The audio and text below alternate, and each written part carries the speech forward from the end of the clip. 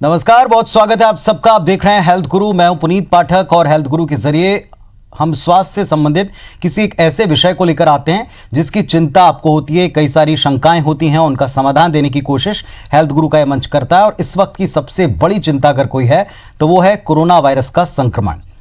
आयुर्वेद जो हमारी अपनी पूंजी है, परंपरा का एक हिस्सा है, उससे कैसे हम मदद प्राप्त कर सकते हैं संक्रमण को फैलने से रोकने के लिए या अपनी इम्यूनिटी को स्ट्रांग करने के लिए, इसी पर आज बात करेंगे। शुरू करते हैं आज का हेल्थ गुरु।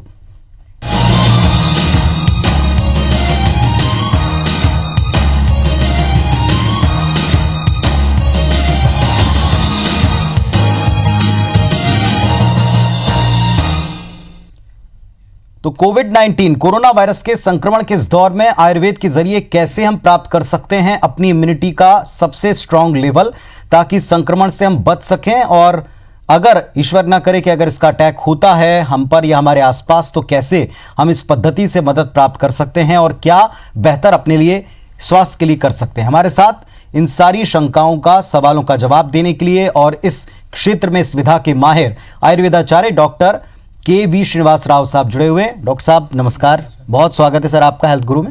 Thank you. इस समय कोरोना संक्रमण को लेकर सारी दुनिया चिंतित है और अब सब के सब जो है ऐसी तमाम पद्धतियों को या इलाज की उन तमाम चीज़ों को खोज रहे हैं जिनसे हमको संक्रमण से बचने में या अपने आप को और ज़्यादा इम्यून करने में, अपने आप को और ज़्यादा सुरक्षित करने में मदद मिले। आयुर्वेद कैसे हेल्प कर सकता है? सर देखिए, हमारी आयुर्वेद जो प्राचीन पद्धति है, जो 5000 साल पुरानी चली आ रही है, जिससे ऋषि मुनि ने इसको सबके अपने ग्रंथों में लिखा है आयुर्वेद के बारे में। मैं आयुर्वेद के एक छोटा सा आपको एक बेसिक कॉन्सेप्ट बताता हूँ। स्वास्थ्य एक श्लोक के द्वारा, स्वस्थस्य स्वास्थ्य रक्षणम, स्वस्थस्य स्वास्थ्य रक्षणम, आतुरस्य विकारम प्रशमनम चा। मतलब क्या है इसका फंडा ही है इनका, इसमें जो बेसिक जो कॉन्सेप्ट है कि स्वास्थ्य जो स्वस्थ व्यक्ति है उसकी स्वास्थ्य की रक्षा करना, और जो रोगी है जो रोगी है उसकी स्वास्थ्य, उसकी जो रोग को शांत करना। ठीक है सर। तो कॉन्सेप्ट में ही हमारा अंडरस्टैंड होता है कि आयुर्वेद कितनी बड़ी साइंस है। अब आते हैं हम आयुर्वेद की चिकित्सा के बारे में।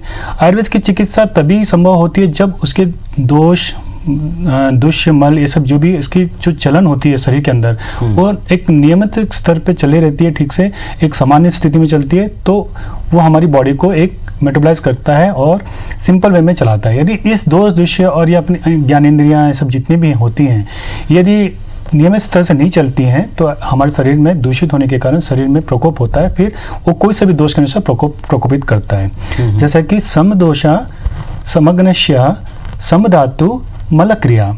ठीक है, एक श्लोक में इसमें वर्णन किया है ऋषि मुनियों ने। समदोषा समग्नश्या समधातु मलक्रिया प्रसन्न आत्मेंद्रिया स्वस्थ इति विद्यते। मतलब वही है कि दोष धातु मल हम जो कर रहे हैं हमारे शरीर के अंदर में, दोष धातु मल यदि सामान्य स्थिति में चल रहे होंगे तो हमारे को कोई प्रकोपित हमारे शरीर के अंदर नहीं बैठेगा, कोई दोष प्रकोप नहीं, और हमको कोई बीमारी नहीं पड़ेगा। ये एक वर्णन किया हमारे कृषि ऋषि मुनि के चरक संहिता में वर्णन है और ऋषि मुनि ने वर्णन किया है। अब आपको बताते हैं कि आयुर्वेद क्यों अभी जरूरी इस माहौल पे। देखिए, मैं आयुर्वेद की चिकित्सा करीबन 25 साल से करते आ रहा हूँ और मेरा शोध भी रहा है कि कई देशों में जाता हूँ, तो मैं देख रहा हूँ कि आयुर्वेद को हर बाहर के देश के लोग एक्सेप्ट कर रहे हैं। हमारे देश के लोगों को ऐसा लगता है कि बस ऋषि मुनि वाली बातें करते हैं। नहीं, हम सबको समझना पड़ेगा कि हमने प्रकृति के साथ खिलवाड़ किया है। इसका कैसे मैं इसको क्लियर करूँगा? देखिए, हमारा पांच एलिमेंट्स होते हैं, अग्नि, आकाश, जल, वायु, पृथ्वी है। हमने इसको हमारे पंच महाभूत जैसे इसको बोला गया है, पंच महाभूत को भी हमने दोष में इसको कन्वर्ट किया गया हमारे ऋषि मुनि ने। जैसे कि वात में क्या होता है? आकाश और वायु। पित्त में क्या होता है? अग्नि। ठीक है, और लास्ट में हमारा जो कफ का अभी कैसे प्रकोपित हुआ, उसमें पृथ्वी आया है, ठीक है, और जल आया है। ठीक है सर। देखिए कैसे कॉन्सेप्ट हमारे आयुर्वेद का क्लियर होता जा रहा है। मैं आपको आयुर्वेद की चिकित्सा के बारे में भी मैं बताऊंगा कैसे हमको करना चाहिए और कैसे हमारे इम्यूनिटी बूस्टर्स को डेवलप करना चाहिए। ठीक है सर।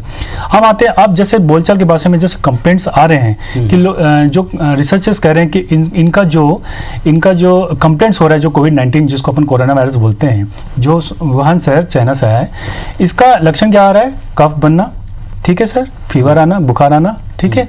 और बुखार आना, छींके आना, ये सब चीजें लक्षण। ये क्या है? कफज व्याधि है। हमारे आयुर्वेद में इसको कफज व्याधि माना गया है। तो कफ में फिर आपको एक्सप्लेन किया 5 मिनट में, कौन सा आ रहा है? पृथ्वी आ रही है कफ में, पृथ्वी आ रही है और जल आ रही है। हमने छेड़छाड़ किया जो हमारे इसको हम इसके साथ अब हमको आयुर्वेद को इसलिए एक्सेप्ट करना है, इसके पीछे रीजन क्या? आयुर्वेद में क्या समन चिकित्सा और शोधन चिकित्सा के बारे में बताया है।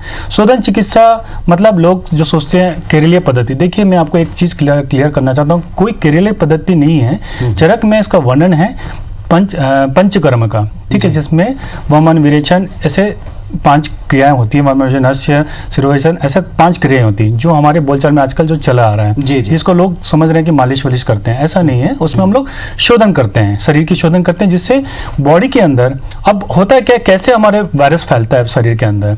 हमारा शरीर एक वायरस अपलोड करता है भारी मात्रा में, ठीक है, और वो अपलोड जब हो जाए, लोड ज्यादा हो जाता है, वायरस लोड, जब फिर वो क्या करता है, जो हमारे एंटीजन जो होते हैं, एंटीबॉडीज जो बनाते हैं, वो उसको डिफ्यूज करते हैं। इसी के कारण क्या होता है, हमारे यहाँ वायरस फैलने लगता है शरीर के अंदर, ठीक है। तो अभी देखिए मैंने एक दवा के जो हमारे जो सर हैं, जो हमारे सीनियर सर होंगे, उनसे चर्चा की है। हम लोग बात करते हैं इस चीज़ के ऊपर, कैसे हम इसको निजात करना है। अब सबसे बड़ा मुद्दा ये आता है कि सर हमारा राज्य, बहुत खुशी खबरी, मैं सभी जनवासियों को बहुत तहे दिल से आप लोग को धन्यवाद कहूँगा, और हमारे राज्य के सरकार को भी धन्यवाद करूँगा जो हमारे इस वायरस को, डेंजरस वायरस को कंट्रोल किया, और काफ़ी कम लोग हमारे इसमें संक्रमित हुए हैं जी। अब हमको करना क्या है, मैं आपके चैनल के माध्यम से मैं लोगों में एक आवाज़ देना चाहता हूं और एक मैसेज देना चाहता हूं कि हमको अपना इम्यूनिटी पावर बढ़ाना है, और जो एंटीबॉडीज हमारे शरीर के अंदर बनाते हैं, ऐसी दवाइयां लेना है जिससे एंटीबॉडीज यदि अच्छे बनेंगे तो हमारी एस वायरस को हम लोग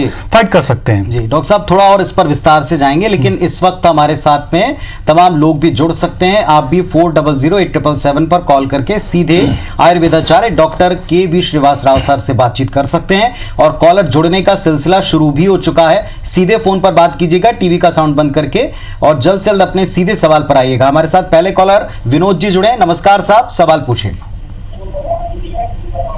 जी हेलो सर। जी सवाल पूछेगा। जी सर, सिंपल है, सर्दी खांसी रहती है मेरे बच्चे को। पहले आप टीवी का साउंड बंद कर दें और फोन पर बात करें, तभी हम आपको समझ पाएंगे। चलिए, कॉल हमें ड्रॉप करना पड़ेगा, अगले कॉलर की तरफ आपको ले चलते हैं। अगले कॉलर हमारे साथ में मिथिलेश जी जुड़े हुए हैं। नमस्कार, पूछिए अपना सवाल। नमस्कार सर।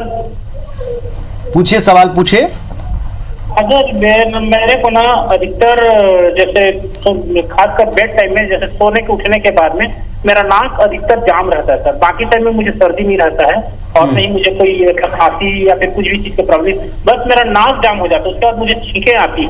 तो इस प्रकार से मैं कैसे अपना इम्यून सिस्टम को ठीक करके रखूं? चलिए, अक्सर नाक जाम रहता है डॉक्टर साहब। देखिए, इसको इस प्रक्रिया को हर किसी को मेरे को बोलना भी था आगे। अभी आपने एक सवाल किया तो मैं इसका उत्तर जरूर देना चाहूँगा। कैसे हमारे आयुर्वेद में कुछ, एक तो हम कुछ औषधि के नाम बताएंगे, सब आप अपना पेपर पेन लेके बैठे रहिएगा कि अपनी इम्यूनिटी पावर कैसे बढ़ाना है इस पीरियड में, जो हमारा जो वायरस चल रहा है पीरियड।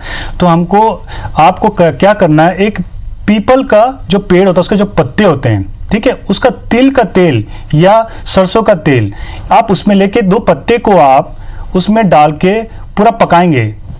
पत्ता पूरा काला हो जाएगा सर, मेरे जो कॉलर सुनेंगे ठीक से, पत्ता काला हो जाएगा, उसको छान के आपको उसको 3 ड्रॉप एक नाक में डालना है, जिसको हम लोग आयुर्वेद में नश्य बोला गया है। इस प्रक्रिया में भी हमको नश्य और गंडूस मतलब गले में खराल करना, मतलब गार्गलिंग करना, ये भी हमारे आयुर्वेद में वर्णन किया गया है चरक संहिता में। तो यदि आप जो रोगी और जो रोग भी नहीं है, जिसको कोरोना वायरस भी नहीं है, यदि वो करें, मैं वादे के साथ कह सकता हूं कि हम आयुर्वेद के द्वारा ये सब प्रक्रिया करते रहें। जैसे नश्य में जैसे 3 ड्रॉप्स दोनों नाक में डालना है, और आपके गले में ये जो मैंने पीपल के पत्ते के बारे में जो आपको वर्णन किया है उसको आपको करना है। मैं वादे के साथ, यदि थोड़ा भी कफ बैठा होगा वो आपका पिघल के स्टमक में आके आपके वो बाहर निकल जाएगा। अब आते हैं हमारे ऐसे एक औषधि है जो महासुदर्शन चूर्ण। हमने एक सीनियर्स के साथ हमने सब टीम में बैठ के हमने एक हमारे दास सर करके उड़ीसा के पुनः, वो भी रिसर्च बेस्ड में है, वो हम सब मिलके बात करते ये बात पता चला कि महासुदर्शन चूर्ण आयुर्वेद का एक मेडिसिन है जो पूरे मार्केट में मिलता है। उसमें एक कुटकी का ज़्यादा मात्रा में पाया जाता है। कुटकी क्या करता है कि हमारे इम्यूनिटी बूस्टर को, मतलब जो हमारी एंटीबॉडीज को ज़्यादा बनाता है बॉडी के अंदर। यदि अच्छे एंटीबॉडीज हमारे बने बॉडी के अंदर, तो वो जो हमारे जो एंटीबॉडी बनाएगा, तो फिर क्या होगा कि एंटीजन को जो बनते हैं हमारी बॉडीज के अंदर, वो डिफ्यूज नहीं करेंगे। ठीक है, तो हमको करना क्या है कि हमारे जो महासुदर्शन चूर्ण को दिन में 2 बार लेना है हमको। ठीक है, कैसे लेना है?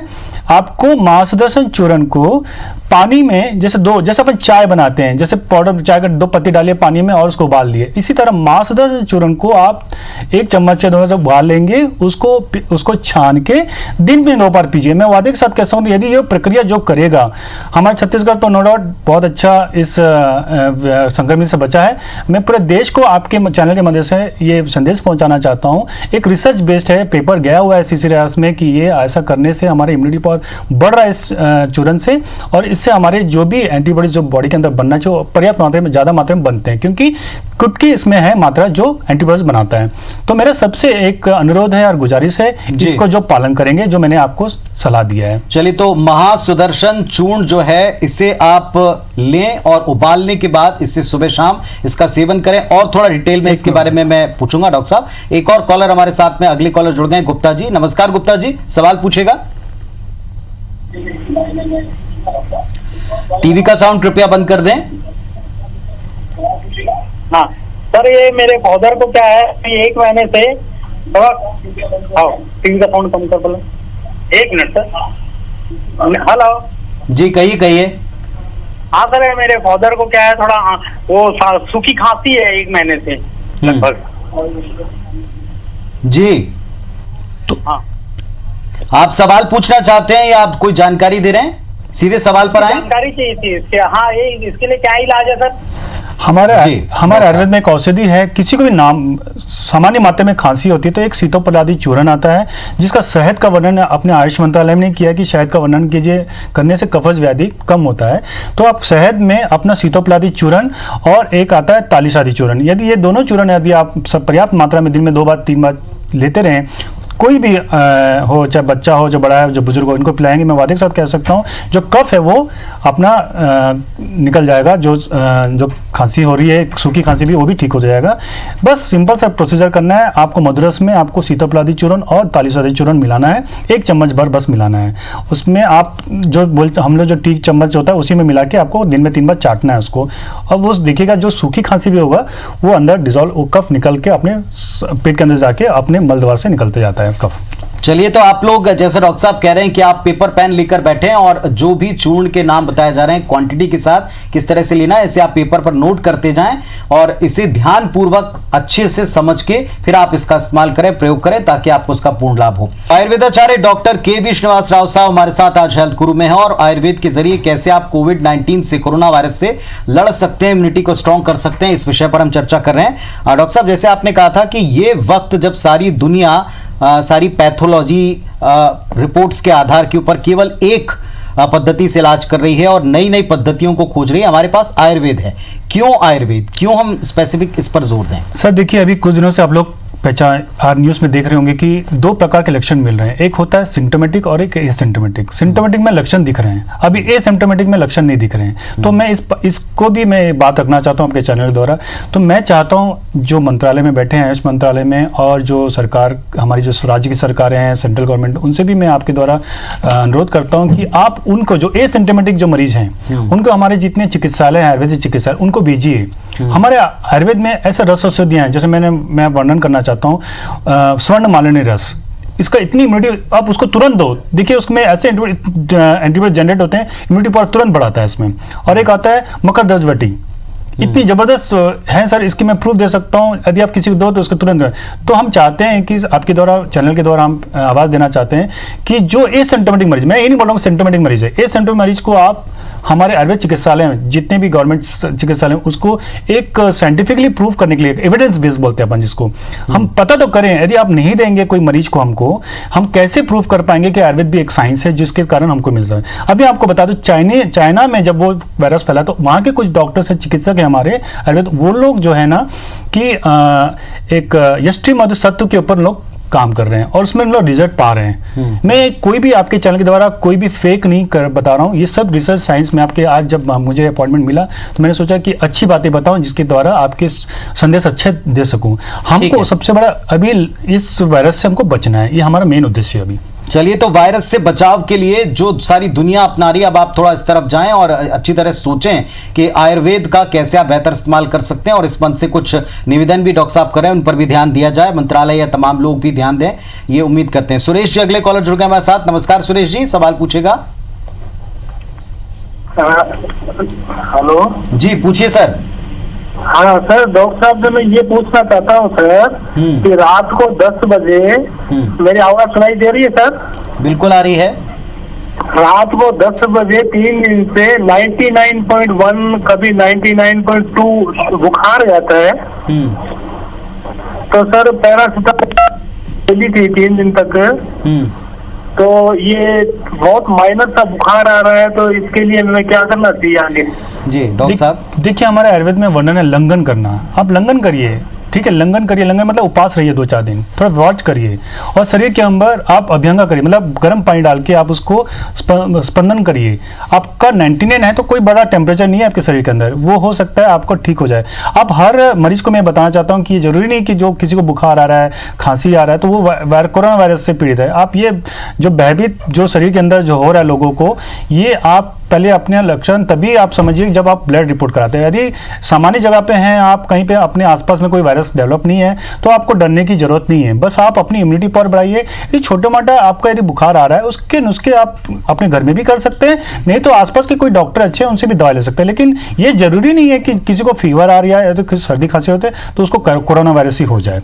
ठीक है डॉक्टर साहब, एक सबसे बड़ी बात है, जैसे आपने बताया महासुदर्शन चूर्ण के बारे में, ये इस समय एक रामबाण औषधि की तरह हो सकता है। थोड़ा सा और डिटेल में कैसे लें, किस आयु उम्र वर्ग के लोग इसे ले सकते हैं, क्या अगर कोई शारीरिक व्याधियां दिक्कत हैं तो आप इसे अवॉइड करें या इसकी मात्रा कम ज़्यादा करें? सर ये आपने सवाल बहुत अच्छा किया है, मैं आपको इसके ऊपर एक थोड़ा सा प्रिस्क्राइब करना चाहता हूँ। देखिए हमारे दुनिया में 3 प्रकार के वायरस होते हैं। एक वायरल होता है, एंटीवायरल, एंटीबैक्टीरियल और एंटी फंगल दिया जाता है जिसके दवाइयाँ बनती हैं। तो ये जो महासुदर्शन चूर्ण है ये प्रूफ हुआ है हमारे साइंटिफिक कुछ आयुर्वेद हॉस्पिटल्स में कि महासुदर्शन जो है ये तीनों में बहुत बढ़िया काम करता है। और महासुदर्शन भी आता है चूर्ण, लेकिन महासुदर्शन में बोला गया कि कुटकी का मात्रा उसमें ज्यादा रहता है। कुटकी एक पेड़ के द्वारा औषधि होती है उसकी मात्रा, इसमें क्या रहता है ये तुरंत हमारे एंटीबॉडीज को डेवलप करता है। जो एंटीजेंस जो होते हैं, जो एंटीबॉडीज बनाते हैं उसको जो जल्दी डेवलप करता है। ठीक है सर। और जो बैक्टीरिया आता है उसको डिफ्यूज करने में बहुत सहायता करता है। तो हमको सबसे मेरा मेन क्या है, हमको एंटीबॉडीज शरीर के अंदर जल्दी ज़्यादा बनाना है। अभी आप कल की चर्चा देख रहे थे कि अब दिल्ली में सरकार वहाँ पे प्लाज्मा ट्रांसफर करना चाह रही है। प्लाज्मा क्या है, वहाँ के जो शरीर स्वस्थ होकर आ रहा है उसके एंटीबॉडीज को वो कन्वर्ट करना चाहते हैं दूसरे शरीर में, जो शरीर ठीक हो रहा है, जिसके शरीर में ज़्यादा अच्छे एंटी। तो हम ऐसा क्यों जाए, हम आयुर्वेद में क्यों नहीं आए हैं? मेरा यही आपके चैनल के द्वारा एक अनुरोध है सभी राज्य सरकारें, सेंट्रल गवर्नमेंट से भी कि आप ये जो महासुदर्शन चूर्ण का एक अमल करके देखिए। और बाकी जो गाइडलाइन जो आयुष मंत्रालय ने दिया है कि सोंठ, मिर्च, पिपली, ये सब जो सब पढ़ लिए हैं अभी आजकल, गर्म पानी पीना, इट्स ओके, ये सब चीज़ें हैं। लेकिन मेरा और हमारे जो सीनियर्स हैं, जैसे मैंने आपको बताया कि हमारे कुछ सीनियर्स हैं जो इसमें काम कर रहे हैं। CCRS एक हमारी जो रिसर्च फाउंडेशन होती है जो आयुर्वेद में काम कर रही है, उसने भी पेपर्स मंगाए सब डॉक्टर्स के जो अपने से द्वारा जो रिसर्च कर सकते करिए। तो ये पाया गया कि महासुदर्शन अभी रामबाण औषधि बन सकता है यदि प्रायः मात्रा 5 मिलीग्राम लेना है, 1 चम्मच बराबर आता है। हर आयु वर्ग के लिए अलग अलग है या नहीं, सबके किसी लिए नहीं, सबके लिए एक ही है सर। जैसे आप चाय पीते हैं, आप ये पूछो कि कितना दिन इसको चलाना है, ये जरूरी नहीं है। जैसे आप चाय पीते हैं, देखिए अभी हमारे को हमारे प्रकृति के हिसाब से चलना है। प्रकृति अभी क्या है, प्रकोपिक है, तो हमको जब तक वो प्रकोपित से हटेगा नहीं प्रकृति, तब तक हमको ये पीते रहना है और अपनी इम्यूनिटी पावर को बूस्ट करना है। तो मैं आपको फिर बता दे रहा हूँ, दिन में 2 बार लेना है। चाय जैसे बनाते हैं उसी तरह एक पाउडर आती है महासुदर्शन चूर्ण। और इसकी उपलब्धता कैसे होती है, कहाँ मिल पाएगा? पूरे मार्केट में मिलता है, पूरे मार्केट में मिलता है। कोई भी कंपनी बनाती है, ऐसा कुछ नहीं है। मैं कोई कंपनी का नाम नहीं लेना चाहता हूँ, सब कंपनी बनाती है। और ये शास्त्रोक्त मेडिसिन होता है, कोई पेटेंट मेडिसिन नहीं होता। ये जो आयुर्वेद डॉक्टर जो कॉलेज से निकलता है, यदि आपको नहीं मिलता तो आयुर्वेदिक हॉस्पिटल्स में भी मिलते हैं। जो चिकित्सालय होते हैं गवर्नमेंट सरकारी चिकित्सालय, जितने भी आसपास में सरकारी चिकित्सालय, वहाँ पे भी आराम से इसको। जी, नॉर्मल एलर्जी को लोग बाग इस समय काफी डर के नजरिए से देख रहे हैं। हाँ। सर्दी, खांसी, मॉर्निंग एलर्जीज, सुबह छींक आना या कभी किसी दिन के हिस्से में थोड़ी सी धूल अगर आपको एक्सपोज हो जाए तो उससे आपको छींकना, इस समय लोग लोग उससे काफी डरे हुए हैं, आयुर्वेद कैसे हेल्प कर तो सकता वही है? तो मैंने बताया कि नस्य हमारे इसमें नस्य का वर्णन, जैसे आपने बोला कि एक पंचकर्म हमारा है। हाँ, एक्चुअली कुछ बहुत सारे कारण हैं बॉडी के अंदर टॉक्सिन्स पैदा हो जाना। जो टॉक्सिन्स अपन पैदा करेंगे तो वो टॉक्सिन की भी हमारे बॉडी में इन्फेक्शंस पैदा करता है, बहुत जल्दी कोई भी वायरस को इनटेक ले लेता है। तो हमको टॉक्सिन्स गेन नहीं करना है। तो टॉक्सिन देखिए आजकल क्या हो रहा है, सब लोग राजा महाराजा जैसे जिंदगी जीना चाहते हैं, मेहनत करना नहीं चाहते हैं। आप अपना समय, जैसे आयुष गाइडलाइन ने बोला कि योगा वगैरह करना है, इससे क्या होता है कि इम्यूनिटी पावर बढ़ता है। जब तक आप शरीर के अंदर से टॉक्सिन्स, जो दोष बोलते हैं हमको आयुर्वेद में, टॉक्सिन्स नहीं निकालेंगे तो आपका शरीर फिर से रिहेबिलिट नहीं होता है, जिसको हम लोग रिजुनेट बोलते हैं आयुर्वेद के मॉडर्न साइंस के हिसाब से। तो आप बॉडी को रिजुनेट देखिए। अब ये काल आने लगा है कि हमको हर व्यक्ति को एक मतलब नॉर्मल एक्सरसाइज करना बहुत जरूरी है। या तो खान पान में, आयुर्वेद में तो ऐसे भी वर्णन है सर कि आप खाना का मात्रा को भी कम करके कितना खाना है, सब चीजें वर्णन किया। मृत्यु कब आ सकती उसका भी वर्णन दिया हुआ है आयुर्वेद में। क्या आयुर्वेद बहुत बड़ी साइंस है, लोग पढ़ते नहीं है अभी तक। क्या छापती आयुर्वेद मतलब कोई जड़ी बूटी है, लेकिन आज CCRS आयुष मंत्रालय बहुत अच्छा काम कर रही है। मुझे नहीं लगता है वो दिन ज़्यादा दूर नहीं कि आयुर्वेद बहुत आगे जाएगा और विश्व इसको पहचानेगा आयुर्वेद को इंडिया के द्वारा। अभी आपने क्लोरोक्विन का नाम लिया है, जैसे मलेरिया में चल रहा है। दूसरा आप अमेरिका मांग रही, क्या है क्विनाइन? एक पेड़ है सर जो ज़्यादातर अपने वेस्ट बंगाल में अपने वहाँ पे मिलती है, वेस्ट बंगाल में पाया जाता है, इसको दार्जिलिंग के आसपास पाया जाता है। तो ये भी क्विनाइन पेड़ से बनता है सर। हो सकता है कुल मिलाकर जो हमारे पास अपना जो पद्धति हमारी अपनी है, और अब जब दुनिया जिसको ढूंढ रही है, खोज रही है, वो हमारे पास अवेलेबल ऑलरेडी है। और मेरा इसका अध्ययन करें, ये आपका मूल संदेश है। और आपके द्वारा एक संदेश भी पाना चाहता हूँ राज्य सरकार की, आयुष मंत्रालय, राज्य सरकारें इसमें ध्यान दें कि जो आयुर्वेद चिकित्सालय हैं गवर्नमेंट की, उसमें एसिम्प्टोमेटिक मरीज जो मिल रहे हैं उनको भिजवाइए। और उसमें ये सुदर्शन चूर्ण का, ये सब का एक रिसर्च बेस्ड, एविडेंस बेस्ड हम लोग यदि क्लियरेंस करें तो हमको प्रूफ मिल जाएगा कि आयुर्वेद में भी इसका साइंस है और अच्छा रिजल्ट हो रहा है सर। चलिए, तो उम्मीद करते हैं कि ये जो मंच है आपके काफी हेल्पफुल रहा होगा। बहुत बहुत शुक्रिया आपका हमारे साथ में जुड़ने के लिए और इतनी उपयोगी जानकारी शेयर करने के लिए। तो आयुर्वेद आपका अपना एक प्राचीन पद्धति है, आपका अपना उसका एक इतिहास भी है और साहित्य भी है। इसका अध्ययन करें और जैसा डॉक्टर साहब ने कहा, कुछ नुस्खे हैं जिनको अपना के आप अपनी इम्यूनिटी को इस दौर में भी स्ट्रांग रख सकते हैं। उम्मीद करते हैं कि आप स्वस्थ रहेंगे, सेहतमंद रहेंगे, अपने परिवार को स्वस्थ रखेंगे। नमस्कार।